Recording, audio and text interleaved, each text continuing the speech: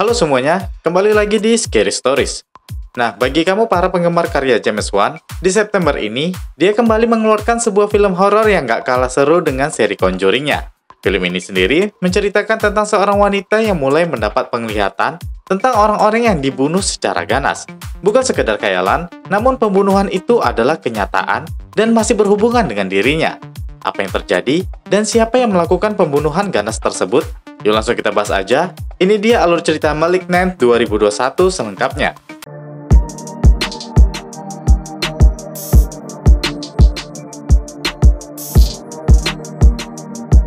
Cerita berawal pada tahun 1993. Malam itu di Rumah Sakit Penelitian Simeon, Dr. Florence Weaver membuat rekaman tentang kondisi pasien psikiatri bernama Gabriel yang sudah semakin kuat dan jahat. Rekamannya terhenti ketika tiba-tiba listrik berkedip, dan dia diberitahu Gabriel keluar lagi. Tiba-tiba Dr. Plum terlempar keluar dari ruangan Gabriel. Dengan cepat security menyiapkan senjata. Saat Dr. Weaver mau masuk ke ruangan itu, perawat melarangnya. Lalu Dr. Weaver menyuruh security melumpuhkan Gabriel.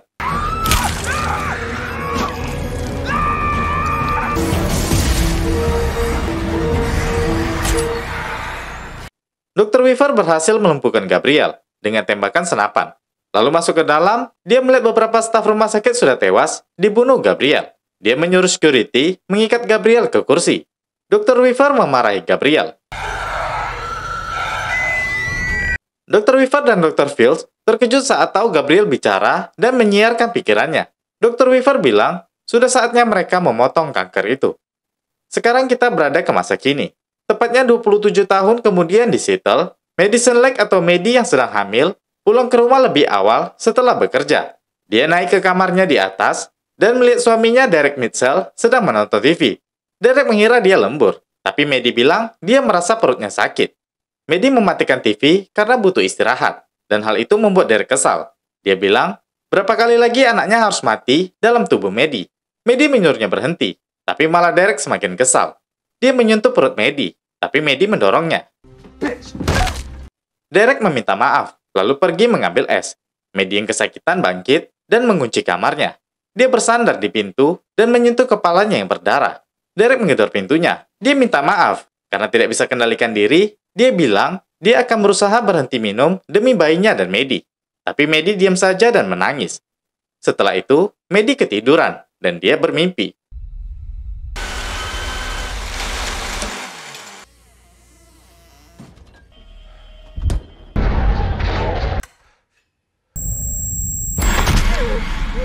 Saat Maddie terbangun dari mimpinya, dia melihat bantalnya penuh dengan darah. Lalu dia turun ke bawah, ternyata mimpinya menjadi kenyataan saat dia menemukan tubuh suaminya yang sudah mati terbunuh.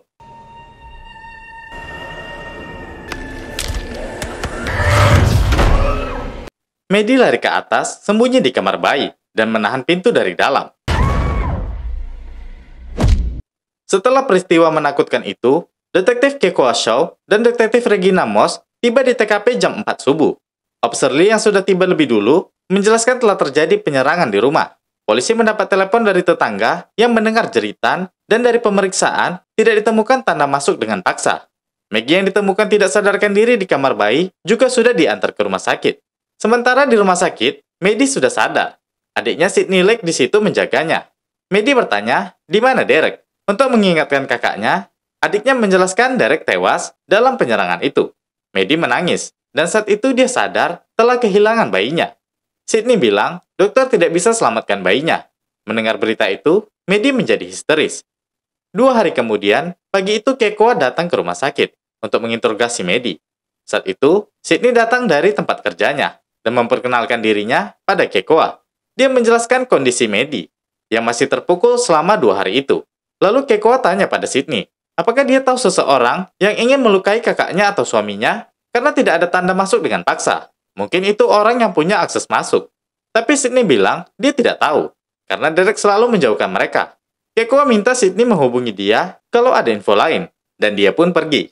Setelah itu Kekoa menemui Regina, yang sedang di ruang forensik. Regina menunjukkan mayat Derek. Dia bilang tidak ada sidik jari dan semua polanya terbalik. Seolah pembunuh tergantung di langit-langit. Tetapi tidak ada jejak kaki di langit-langit. 2 minggu kemudian, siang itu Sydney mengantar Maddie pulang. Dia mau mengambil cuti untuk temani Maddie. Tapi Maddie menolak, lalu dia masuk ke rumah sendirian. Malam itu setelah mandi, Maddie melihat dari jendela lampu jalan yang berkedip-kedip. Lalu dia mendekat ke jendela dan lampu itu mati total. Dalam kegelapan itu, Maddie melihat sebuah sosok. Tiba-tiba, lampu hidup dan tidak ada apa-apa. Maddie ketakutan turun ke bawah. Dia mengunci pintu dan menutup semua jendela. Tiba-tiba pintu dapur terbuka sendiri. Maddie langsung lari ke atas dan mengunci dirinya di kamar. Berulang kali dia bilang pada dirinya kalau tidak ada orang di bawah. Dan itu hanya ilusi dalam pikirannya. Keesokan paginya, Maddie menutup semua jendela dengan papan dan memasang gerendel pintu dari dalam. Beberapa saat kemudian, Sydney datang. Dia tidak bisa buka pintu depan dengan kunci miliknya. Saat itu Maddie di kamarnya melihat dinding tempat kepalanya terbentur. Dia terkejut melihat Sydney manjat dari jendela. Maddie membuka jendela dan membiarkan adiknya masuk. Sydney memperhatikan kakaknya melihat dinding yang pecah itu. Maddie bilang itu ulah Derek yang menghantam kepalanya ke situ. Mendengar itu, adiknya kesal pada Derek. Maddie bilang dia berpikir untuk meninggalkan Derek. Tapi saat dia ada keberanian, ternyata dia sedang hamil. Maddie bilang dia ingin punya anak, agar bisa punya ikatan darah secara biologis. Sydney heran mendengar ucapan kakaknya. Lalu Maddie menjelaskan bahwa dia adalah anak adopsi, yang dibawa oleh orang tua Sydney saat berusia 8 tahun. Dia tidak ingat kejadian sebelum itu, tapi ibu Sydney bilang kalau ibu kandung Maddie meninggal saat melahirkannya. Malam itu di sisi lain kota, Jendu seorang pemandu tur kota Seattle bawah tanah sedang menjelaskan tentang Seattle kuno yang ditinggalkan setelah kebakaran tahun 1889. Setelah selesai, dia mengambil bayaran dari para peserta tur. Dia mencabut lampu dan bersiap untuk pulang. Ketika itu, dia mendengar suara dentuman. Dia masuk ke lorong gelap dan tidak ada tanda ada orang. Dia berbalik dan suara dentumannya semakin kuat. Dia lari ketakutan dan menyambung listrik lampu. Saat lampu hidup, dia balik tapi tidak ada apapun. Lalu dia mendengar suara dari atas. Jane terbangun di sebuah loteng, dalam keadaan terikat. Dia diculik oleh si pembunuh. Dia menyiarkan pikirannya melalui radio untuk bicara pada Jane, bahwa dia sudah lama menantikan hal ini. Tapi sebelumnya, dia harus membunuh Dr. Weaver dulu. Pagi itu, Dr. Weaver, seorang ahli bedah, sedang berada di rumahnya. Dia mendapat telepon misterius yang mengatakan sudah saatnya memotong kankermu. Lalu telepon terputus. Mendengar itu, Dr. Weaver pun terkejut. Di rak terpajang piala yang menyatakan Dr. Weaver sempurna dalam pembedahan. Lalu dia mengambil berkas lama dengan nama pasien Mai, dan dia melihat sebuah foto di situ. Malam harinya di rumah Maddie, dia turun untuk mencuci kain. Saat itu, terdengar sebuah bunyi nyaring yang membuat Maddie kesakitan. Lalu dia menyentuh tengkuknya dan melihat darah di tangannya. Dia mencoba meletakkan kain di kepalanya sambil menuju ke mesin cuci. Tiba-tiba, dia melihat Dr. Weaver berteriak. Tapi Maddie terkunci, tidak bisa menggerakkan tubuhnya.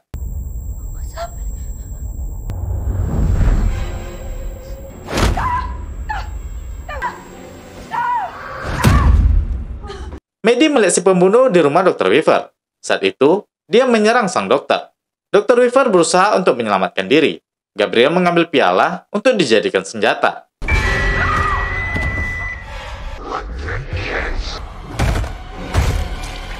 Setelah visinya berakhir, Maddie bisa menggerakkan tubuhnya lagi.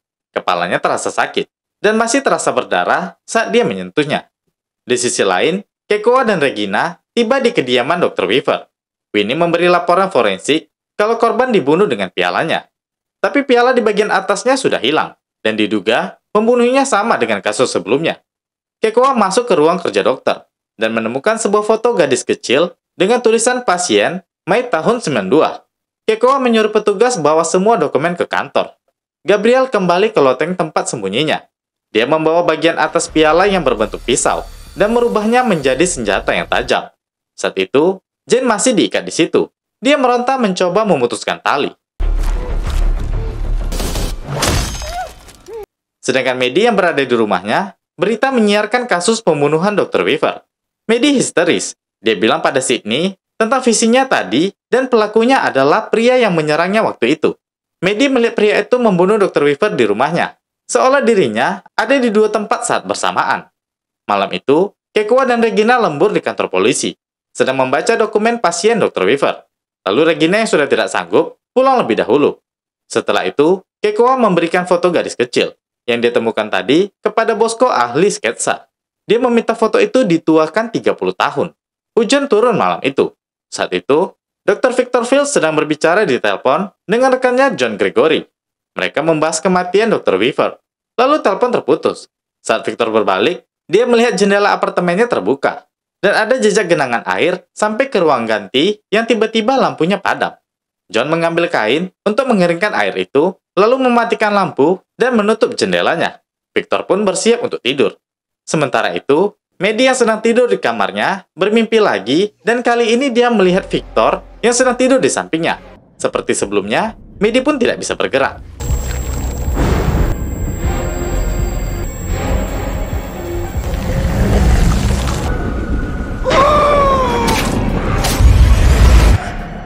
Maddie terbangun dari mimpinya dan berteriak. Lalu Sydney masuk menemuinya. Sydney melihat bantal Maddie yang bernoda darah. Maddie bilang, dia melihat pembunuh itu beraksi lagi dan kali ini dia melihat wajahnya. Pagi itu, Maddie dan adiknya pergi ke kantor detektif. Maddie cerita pada Kekoa dan Regina, entah bagaimana, tapi dia melihat saat pria itu melakukan pembunuhan tersebut. Seolah pria itu menunjukkan padanya. Pria itu telah membunuh lagi dan alamatnya di seberang apartemen Silver Cup. Regina tidak percaya, tapi Sydney bilang, sebelumnya Maddie melihat Dr. Weaver mati, dan saat itu memang terbukti. Sekarang dia melihat kasus baru. Mereka bisa periksa. Mereka berempat pun akhirnya tiba di depan apartemen Silver Cup. Gedung seberangnya yang dimaksud Maddie. Regina mengeluh kalau mereka harus mengetuk setiap pintu. Di lantai atas, mereka temukan satu pintu yang tidak terkunci. Mereka masuk ke apartemen itu dan memeriksanya. Regina memasuk ke kamar, dan dia pun segera memanggil Kekoa.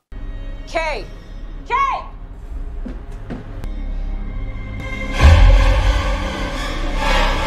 Lalu mereka kembali ke kantor dan membuat sketsa wajah pembunuh yang dilihat Maddie.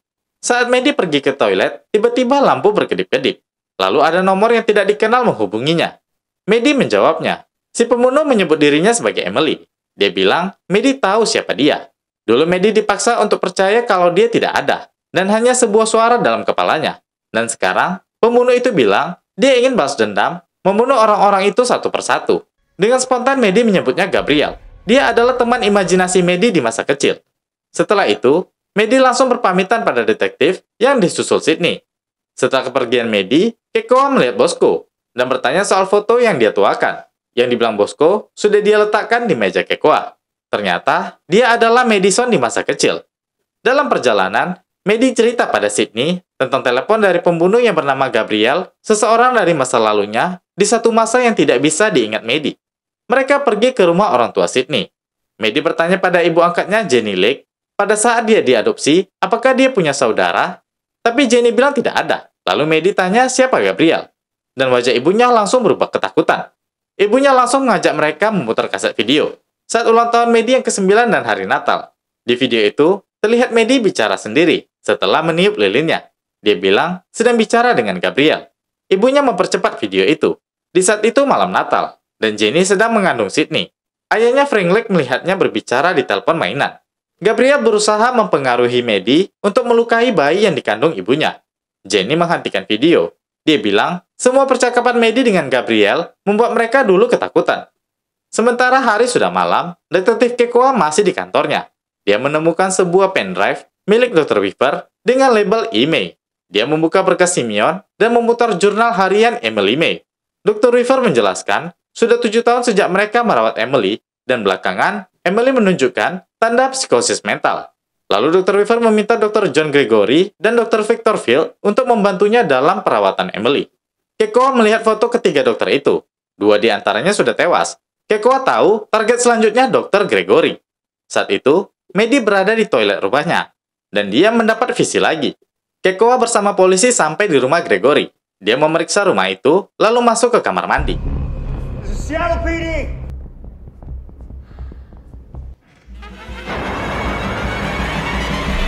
Saat itu Maddie melihat Kekoa dan berusaha memberitahunya kalau Gabriel masih ada di rumah Gregory. Kekoa menembak Gabriel, tapi dia lari keluar. Kekoa pun mengejarnya tanpa henti. Mereka berkelahi, dan akhirnya Gabriel berhasil lolos. Keesokan harinya, pagi itu Kekoa dan Regina datang ke rumah Maddie. Kekoa menjelaskan ketiga korban itu sama-sama terlibat dalam studi kasus. Kekoa bilang nama asli Maddie adalah Emily May, dan dia menunjukkan foto kecil Maddie. Begitulah Gabriel memanggilnya. Saat itu juga, Kekoa meminta Emily untuk menemui hipnoterapis yang bekerja sama dengan kepolisian. Hipnoterapis bernama Beverly pun datang. Dia mulai menghipnotis Maddie untuk mundur ke 2 tahun yang berlalu, masa sebelum dia diadopsi. Maddie ingat dirinya ada di rumah sakit, tapi dia tidak tahu kenapa. Yang pasti, kini dia sudah membaik saat orang tua barunya membawanya ke rumah mereka. Tapi Gabriel juga ada di sana, dan hanya Maddie yang bisa melihatnya. Gabriel selalu melakukan hal-hal jahat, dan Maddie yang mendapat hukumannya. Gabriel meracuni pikiran Maddie kecil, dan menjebaknya dalam tipuan pikiran.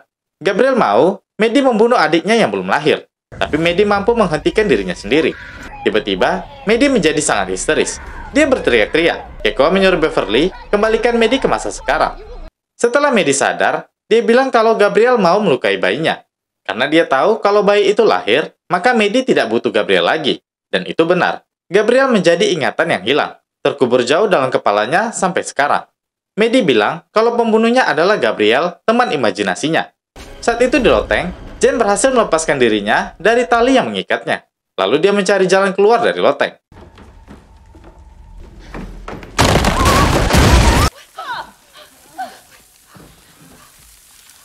Selama ini rupanya Jane disekap di loteng rumah Maddie. Lalu polisi menahan Maddie setelah melihat Jane jatuh dari loteng rumahnya. Diduga Maddie yang telah menculiknya. Saat para detektif menemukan jas dan menjadikan senjata untuk membunuh adalah bagian atas piala yang telah diasah menjadi pisau, maka Maddie divonis sebagai pelakunya. Maddie dibawa ke ruang interogasi. Regina memaksanya mengakui kejahatannya. Setelah semua bukti ditemukan di rumahnya, Maddie bilang itu ulah Gabriel. Dia memohon pada Kekoa untuk percaya padanya. Regina berpendapat gangguan jiwa yang dialami Maddie kini kambuh lagi. Dia kesal dengan para dokter dan membunuh mereka. Saat itu Maddie bertingkah aneh. Dia seperti kesakitan. Kekoa mendapat telepon dari nomor yang tidak dikenal. Maddie bilang itu Gabriel yang ingin bicara padanya. Gabriel bilang Maddie tidak tahu kalau selama ini dia ada dalam rumahnya. Dia adalah bagian dari imajinasi Maddie yang dulu diberi sebutan iblis oleh Maddie. Saat itu Jenny memberikan pada Sydney sertifikat adopsi Maddie. Lalu dia pergi menuju ke rumah sakit penelitian Simeon. Dalam perjalanan, Sydney menelpon agensi adopsi itu. Mereka bilang kalau Maddie dikirimkan pada mereka dari rumah sakit penelitian Simeon yang telah tutup sejak tahun 90-an. Malam itu, Sydney tiba di rumah sakit Simeon yang terletak di tepi tebing. Bangunan itu terlihat tua dan gelap. Sydney melihat dana lokasi sayap timur dari rumah sakit itu. Dia melihat tempat penyimpanan dokumen berada di ruang bawah tanah. Di sisi lain, Maddie dimasukkan dalam sel tahanan. Dia berteriak kalau dia tidak bersalah. Mau tidak mau, dia duduk bersama tahanan lainnya. Sementara saat itu Sydney telah menemukan berkas Emily May dan beberapa rekaman kaset jurnal Jenny May. Sydney pulang ke rumah ibunya dan memutar kaset berlabel Serena May tahun 85. Dia menonton bersama dengan ibunya. Video itu direkam pada 23 Juli 1985.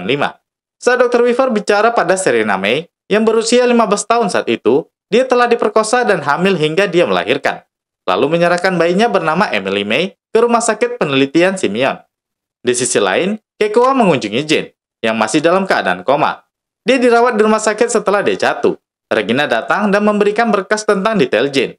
Terungkap nama asli Jane adalah Serena May, yang merupakan ibu kandung Maddie atau Emily. Selanjutnya, Sydney melanjutkan kaset berikutnya, berlabel Emily May tahun 92. Dr. Weaver menanyai Emily yang ketakutan.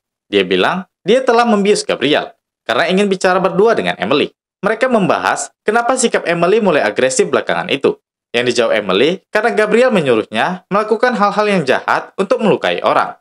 Setelah itu, Dr. Weaver bilang dia akan membangunkan Gabriel dan menyerahkan kamera pada rekannya untuk melanjutkan rekaman.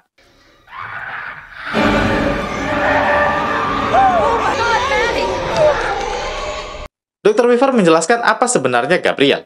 Itu adalah parasit kembar yang hidup dalam tubuh Emily. Dia berbagi otak dan sumsum tulang belakang dengan Emily. Saat itu dalam sel tahanan, para napi lainnya mengolok-olok Maddie, dan beberapa dari mereka mulai memprovokasi Maddie. Selanjutnya Sydney memutar kaset berlabel Emily dan Gabriel tahun 93. Dr. Field dan Dr. Weaver melakukan tes pada Emily. Saat itu juga di sel tahanan, salah satu napi mendorong Maddie ke dinding. Napi itu mendekati Maddie, tapi Maddie mendorongnya dan pergi. Perlawanan Maddie membuat para napi lainnya ikut bergabung untuk menghajarnya dengan brutal.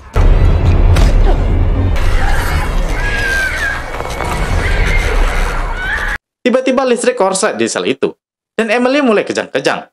Dalam rekaman itu, Dr. Fields menjelaskan, karena Emily dan Gabriel berbagi otak yang sama, maka Gabriel bisa menipu Emily. Dia menempatkan Emily dalam penjara jiwa, padahal Gabriel mengambil alih tubuh Emily dan melakukan apa yang dia mau.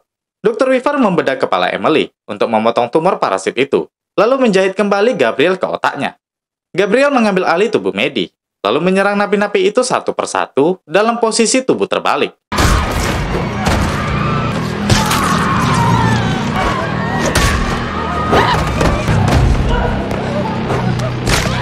Officer penjara datang untuk melihat keributan itu, tapi Gabriel membunuhnya, lalu mengambil kunci sel dari officer itu. Setelah melihat semua rekaman itu, Sydney dalam perjalanan ke rumah sakit. Dia menelpon Kekoa dan menjelaskan kalau Gabriel ada dalam tubuh Maddie. Kekoa tidak percaya padanya, dan satu-satunya orang yang masih hidup dan tahu hal sebenarnya adalah Serena, ibu kandung Maddie atau Emily. Saat itu Winnie sedang berada di kantor, dalam ruangan penyimpanan barang bukti. Ketika itu dia mendengar suara tembakan. Kekoa yang sedang berbicara dengan Sydney juga mendengar suara itu. Gabriel merusak sistem listrik untuk membuka pengaman pintu ruang bukti. Winnie bersembunyi di sana, di balik rak besi. Dia melihat Gabriel masuk dan mengobrak-abrik barang bukti. Gabriel memakai jas dan sarung tangannya, dan mengambil pisaunya lalu keluar dari situ. Regina dan Kekoa masuk ke kantor polisi, dan menemukan semua orang di situ telah tewas, dibunuh Gabriel.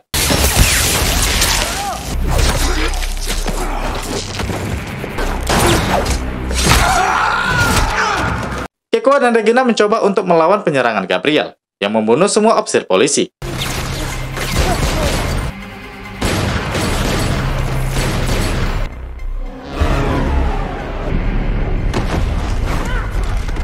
Saat akan menembak, Kekoa melihat wajah Maddie. Dia berteriak memanggilnya. Saat itu, Maddie terkunci dalam ruang pikiran, yang dibuat Gabriel untuknya. Lalu dia tersadar dan melihat Gabriel menyerang Kekoa.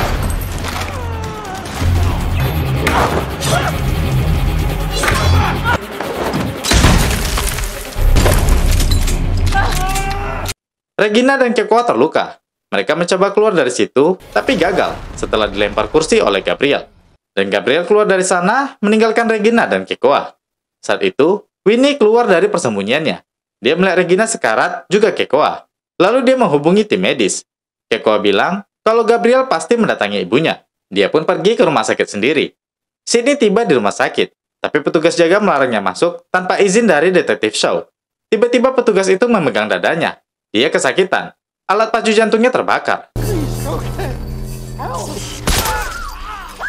Sydney diserang oleh Gabriel.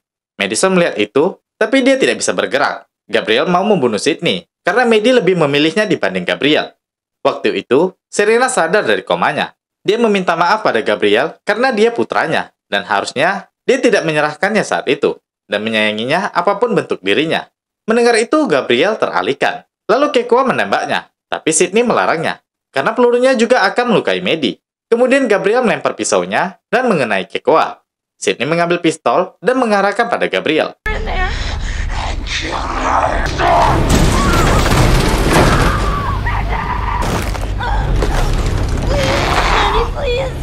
Dalam keadaan terjepit, Sydney berteriak, memanggil Maddie untuk melawan Gabriel.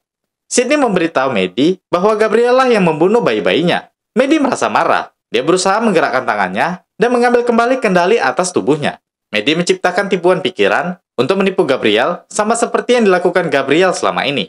Maddie membuat Gabriel melihat kalau dia telah membunuh Sydney dan ibunya saat Gabriel yakin dirinya telah membunuh mereka.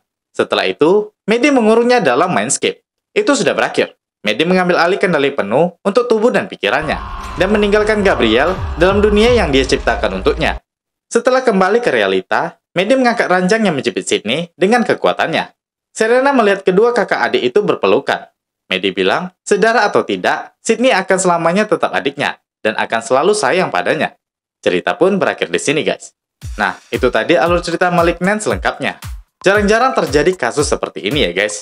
Namun kalau kita berpikir lagi, ini mirip seperti sifat buruk di dalam diri kita, di mana kita harus berusaha mengendalikannya agar tak menguasai pikiran kita. Ingat, yang bisa mengontrol pikiran kamu menjadi lebih baik adalah diri kamu sendiri, guys. Oke, terakhir saya Jiwa. Terima kasih sudah menonton dan sampai jumpa di video berikutnya.